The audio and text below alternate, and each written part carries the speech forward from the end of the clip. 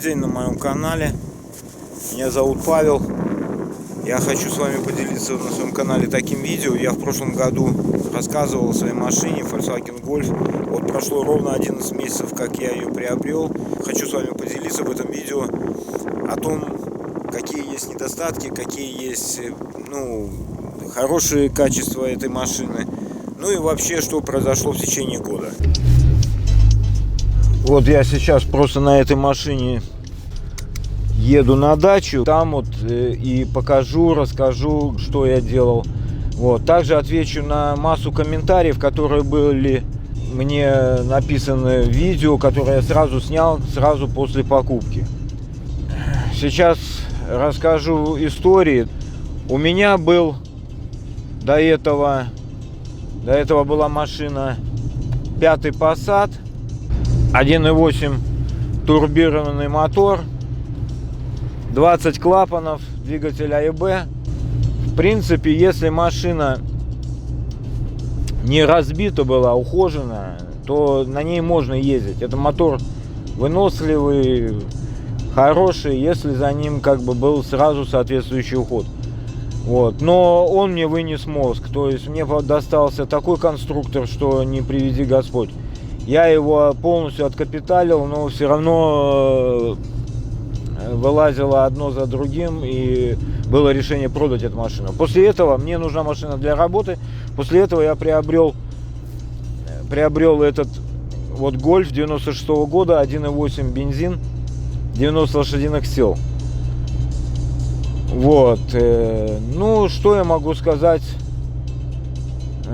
Пока вот я не буду сейчас сразу рассказывать, отвечать на комментарии. Пока я расскажу о том впечатлении, которые у меня сложились об этой машине.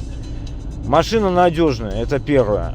Второе, машина ремонтно-пригодный аппарат. То есть его можно делать своими руками в обычном гараже обычной отверткой. Цены на запчасти детские, дешевле, чем на классику российского автопрома. Что еще? Практически за все время машина ни разу не подвела. Был один косяк. Мы ездили в Россию в путешествие на Валдайскую возвышенность. Значит, расстояние 1100 километров. И у меня там пришлось менять насос гидроусилителя руля. Косяк не критичный. Вот. Единственная неприятность, там очень трудно найти нормального качества запчасти было. Почему произошло это? То есть первая причина, когда я выезжал, я знал, что он уже подгуживает. Второе, мы в Витебске попали в очень большой дождь, и нас накрыло волной, и у меня такое впечатление создалось, что просто-напросто ГУР этот получил гидроудар. Вот, потому что, проехав после этого дождя где-то километров 100, я начал наблюдать посторонние звуки. И, соответственно, потом он там еще прожил, приехав даже на место Валдая, он еще прожил где-то километров там 50-100 и вышел из строя. Я снял ремень, у меня отдельный ремень ГУРа, отдельный ремень помпы, да, стоит. В общем, ГУР, я снял ремень на ГУР и ездил без ГУРа, искал его просто и все. Вот, ну, заказал в Москве, мне привезли за 5800 рублей какого-то китайца или итальянца, я не помню точно. В общем, поставил его и пока на нем катаюсь. За это время, за 11 месяцев эксплуатации я проехал на машине 18 тысяч километров. Расход у машины прекрасный. Если мы ездим не резвясь по трассе, километров идем 90, машина вкладывается в 5 литров. Вот, заправляю я его 95-м бензином. Если мы едем, значит, по трассе со скоростью 120, 130, ну, ускорение там обгоны до 135, вот как мы ехали в Россию, 140, у меня за 2400 километров расход составил 6,7 литра. Скорость была разная. Значит, по Ленинградке я шел 140 по платной дороге, по всяким районным дорогам Тверской области, соответственно, километров 60-70. По обычному Ленинградке М, это получается у нас какая там, М10, да? Вот, то есть, да, по-моему, М10. Вот, М11 платная, М10, по-моему, это обычная Ленинградка. То есть там, соответственно, километров 100. И возвращались домой через Москву, то есть по Можайке. Вот, мы шли 110, 100, ну и уже в Республике Беларусь 120-130 км в час. Расход составил 6,7. Городские условия. Лето. Если ездить, опять же, нормально, с нормальным ускорением, не бросать понты. Вот. Хотя она может бросить, может доказать свое. Вот. У нее очень длинные передачи. То расход в городе летом составит где-то порядка 8 литров. 8 литров можно смело уложиться. Если мы, соответственно, будем так соревноваться там с марсюками и бумерами с перекрестков, то мы входим в десятку. Зимой, если мы ездим спокойно, то мы вкладываемся где-то в 9,5 литров. Со всеми прогревами. Причем я даже был удивлен. 9,5 выше не поднимается. Если резвимся, то 11-12 литров зимой. Вот как бы так. Я решил, когда вернулся в Республику Беларусь, ну, посмотреть, как работает этот ГУР. Вот, заодно пришлось мне поменять, там я увидел люфток в помпе. Вот, и заодно поменял помпу. Вот сейчас мы едем на дачу, это, значит, дорога у нас, новая кольцевая дорога, построенная совсем недавно, вокруг Минска. Ну, вот состояние так пока ничегошное. Вот, ехать можно. Здесь на этой дороге разрешено движение 120 км в час. За этот год я начал делать шумку салона, но до конца ее не довел. Не хватает времени. Я сделал только, обесшумил двери и крышку багажника. Вот. Эффект немножко заметен. То есть стало немножко тише. В этом году летом планируется обесшумить все полы и снять полностью торпеду. Будем проклеивать печь. Жалюзи будем проклеивать, чтобы не было потерь. Ну и заодно торпеду мы все обесшумим. Там я уже купил материал. То есть я хочу сказать, что машину можно нафаршировать. И она будет вполне неплохая. По комфортности, по всему. Так, какой, значит, в машине существенный есть косячок. Такой косячок, как то, что машина подвержена более-менее интенсивному гниению. Вот, поэтому за ней требуется уход очень за кузовом. Ну, как я ухожу за кузовом? Я ее чаще мою, раз, то есть стараюсь почаще. Зимой я вожу постоянно 5 литров с собой воды, и когда ставлю машину на парковку, на ночную, я особенно заднюю дверь, ее отмываю от соли, ну, прохожу, сбиваю с порогов соль. Поставил обязательно брызговики и отбиваю соль с брызговиков со всего вот этого. Вот это вот уход такой за кузовом ежедневный. Ну что, глобальная мойка, то есть заезжая на Кёрхер, там зимой раза два в месяц, в зависимости еще там от погоды. Вот мы моемся. Значит, я полностью обработал днище, я пооткрывал все пробки. И, значит, я в пороге залил отработанный нигрол с отработанным маслом в перемешку. Вот, и назад все пробочки позатыкал. Я поставил защиту крыльев, не заводскую убрал, вымазал все крылья, все обработал, поставил защиту крыльев. Перед зимой, значит, было обработано мовилью, специальный такой есть мовиль в баллончике, она со шлангом, но я шланг удлинил. Значит, я шланг удлинил, взял там капельницу, соединил. И там распылитель такой имеется. То есть им я позалазил во все такие паразитические места и мовилью этой сбрызнул. Обязательно надо обработать проем стекла заднего. Вот. Ручка. подлежит обработке мовилью, то есть там тоже вот эти щелки желательно обработать. Ну и саму кромочку двери заднюю надо обработать, желательно мовилью, перед зимой.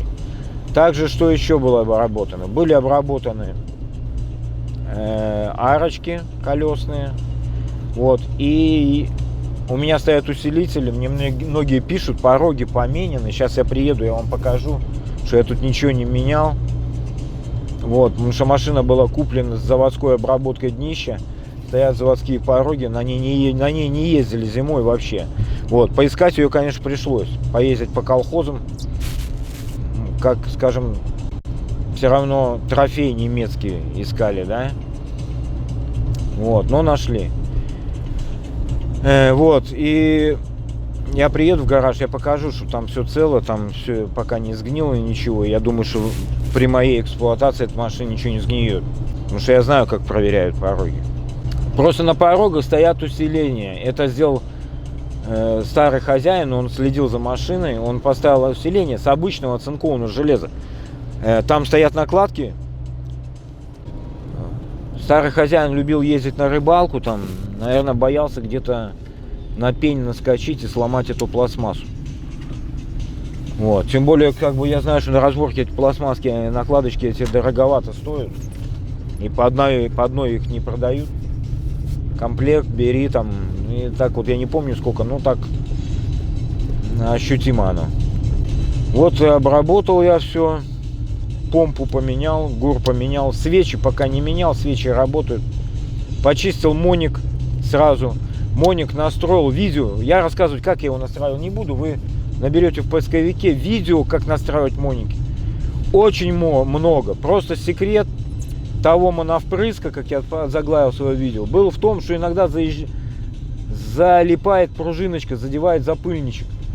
Это такой секрет, его сразу можно не увидеть. Это одна ситуация. Вторая ситуация, что с моником, значит, иногда происходит. Все жалуются на сырую погоду и что моник начинает плавать обороты. У меня такая же была история. Я сначала решил загерметизировать все значит, разъемы. Я купил пыльники, понадевал, резинка стала еще хуже. То есть они не просыхают, влага попадает и начинается всякий геморрой. Потом меня что-то осенило. Я когда еще 5-й Passat не продал, я открываю капот, там шуба. В сырую погоду, двигатель сухой.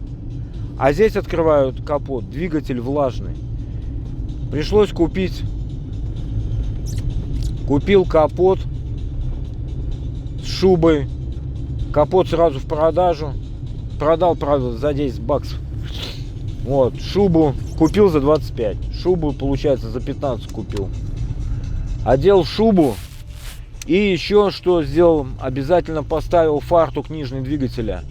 Защита двигателя, это пластиковая. Обязательно ее поставил. После того случая, как залил ГУР, купил и поставил. Китайский, правда, ну ничего. Мы его разрезали напополам для удобства потом работы. Хочешь в правую сторону — делай. Хочешь в левую сторону — делай. Сейчас схожу в магазин, потом продолжим.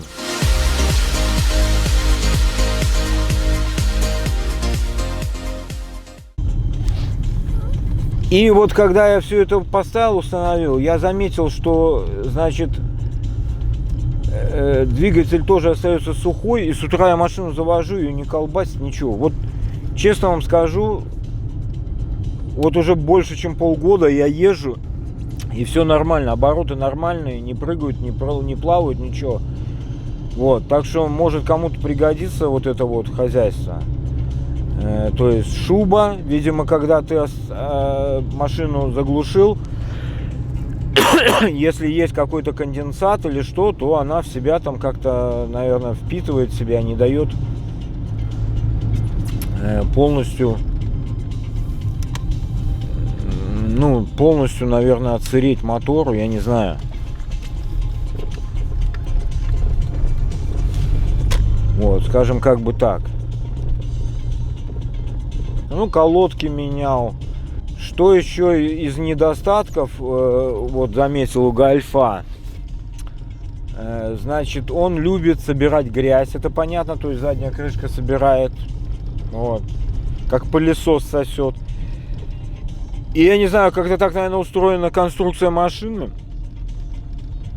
Лобовое стекло там или что притягивает камушки.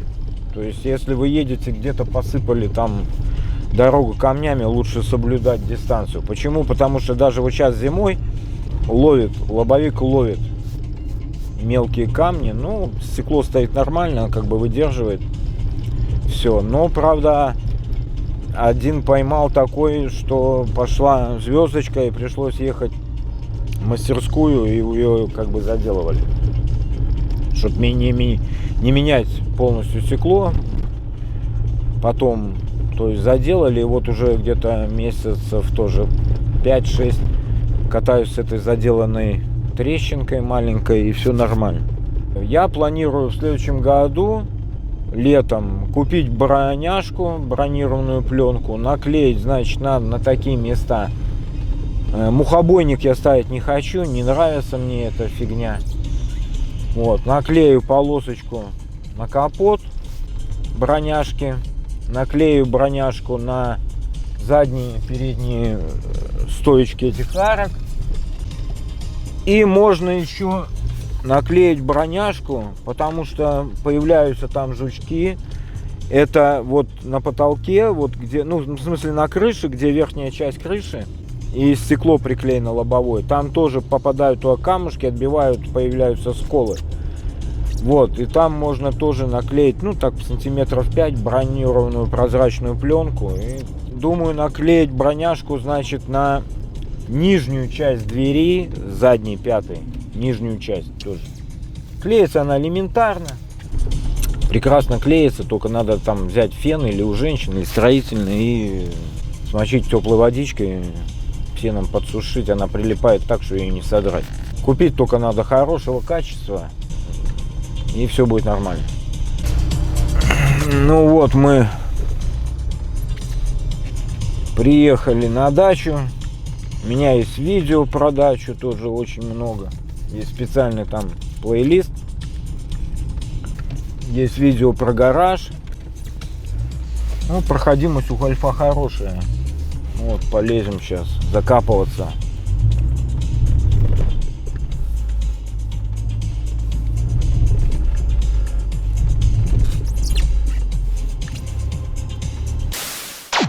Ну вот мы заехали в гараж. Вот машина стоит уже в гараже. Приехал на дачу, пришлось немного потрудиться, очистить заезд, снега намело много.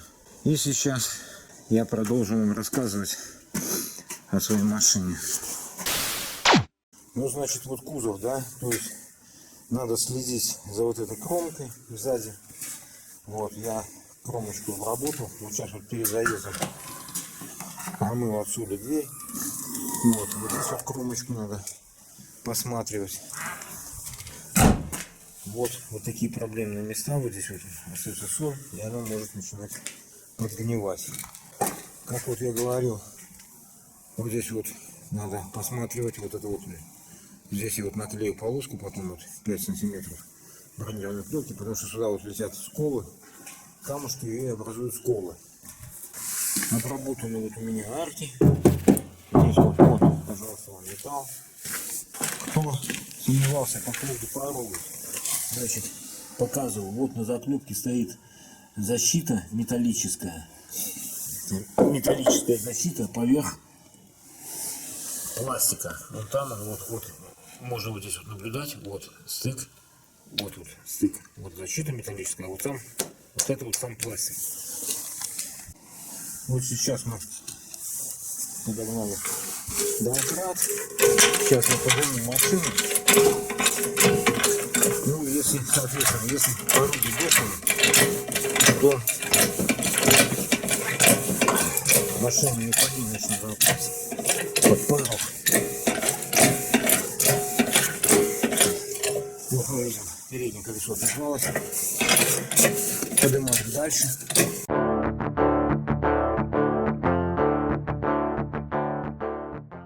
Вот это ответ на тот комментарий, что пороги гнилые, что машина гниет. Вот, пожалуйста, она оторвалась от заднего колеса. Полностью оторвалась она, поднята за порог. Могу продемонстрировать на той стороне. Пороги все целые. По осени я вот здесь вот под днищем открывал там пробки и заливал туда отработанный негрол.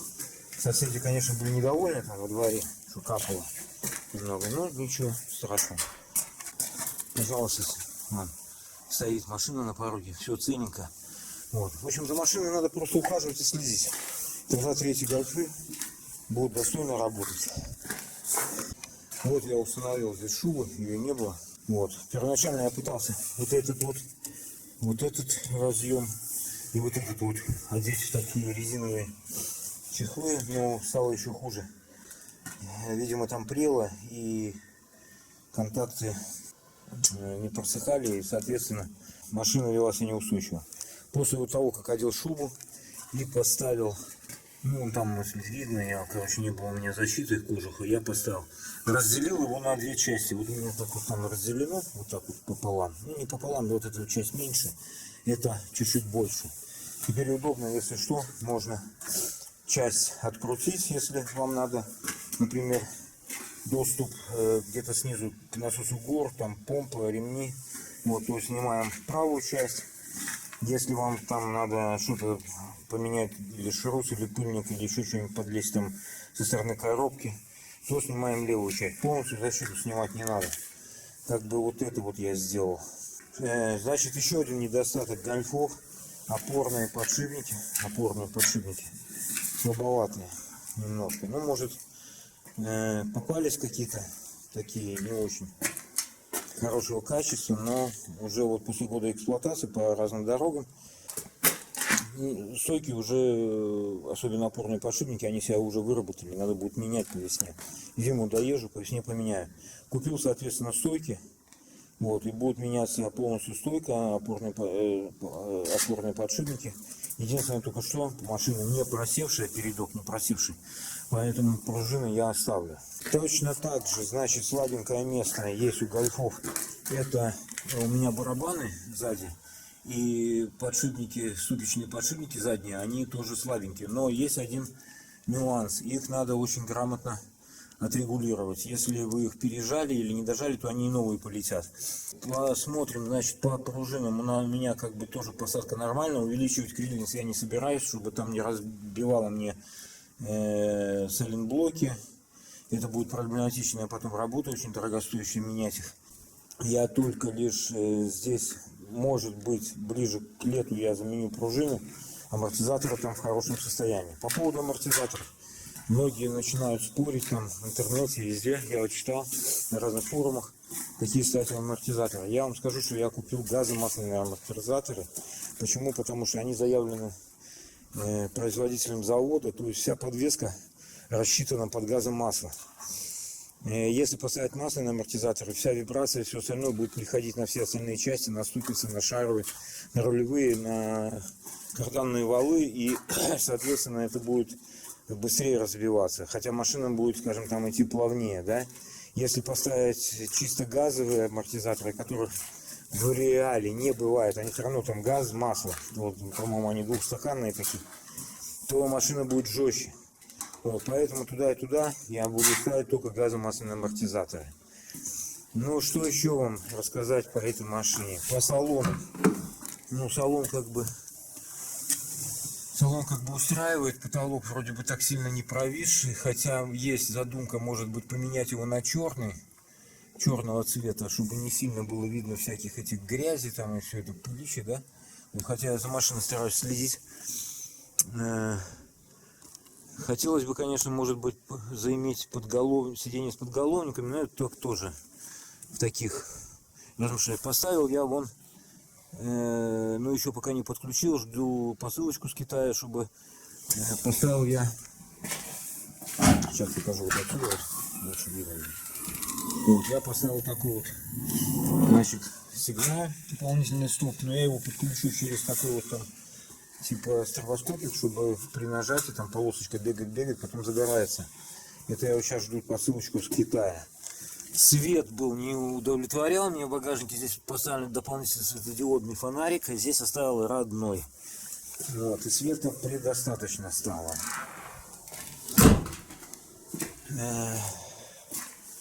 Обработал днище, машина полирую, восковыми пока полироилями, раза 2 в год. Мою двигатель, ну сейчас, понятно, зима, то есть это ближе к весне будет работа выполнена.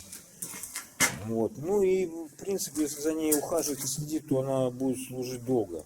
Вот. Особое большое внимание, конечно, уделил обработке арок, обработке порогов, обработке днища. В этом году вот планирую, значит, разобрать салон и все это дело сделать внутри. Фары. Сначала думал тоже поставить более линзы какие-то, но что-то мне, почитав, там тоже, во-первых, они очень дорогие, вот, а во-вторых, как бы многие говорят, есть цвет, другие говорят, нет цвета, поэтому этот цвет меня вполне устраивает, никаких, не буду я ставить никакого колхозного ксенона, который слепит потом встречные автомобили, и от них, кстати, было несколько случаев, что вообще машины сгорали.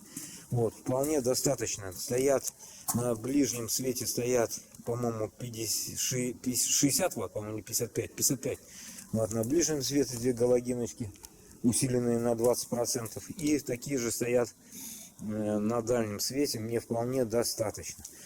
Установил я ходовые огни, чтобы не палить ближний свет, потому что все чаще и чаще требуют ездить иногда с ближним светом на Республике Беларусь. Думаю, что скоро вообще введут это в правило, поэтому я установил такие более профессиональнее уже такие вот ходовые огни. Обработал кромку тоже силиконом, чтобы туда не затекала вода, потому что китайцы не могут доделать все до конца нормально и качественно. Вот, вымазал там немножко маслом, там их тоже, чтобы корпуса металлические не ржавели. И сейчас включаю как бы ходовые огни, когда надо, и, ну и когда надо, когда не надо, уже вошло в привычку. И езжу с ходовыми огнями. Вот таким видео я хотел с вами поделиться. 11 месяцев эксплуатации автомобиля, полностью доволен. Ну вот такой я построил гараж. Видео тоже у меня есть на YouTube. Пока вот идет строительная часть. Делаю там, доделаю второй этаж. Вот у меня там небольшой склад. Спасибо, что посмотрели мое видео. Подписывайтесь на мой канал. Всем удачи, особенно на дорогах. Берегите себя, своих близких, родных. Всем спасибо. Буду рад отвечать на все ваши вопросы. До свидания.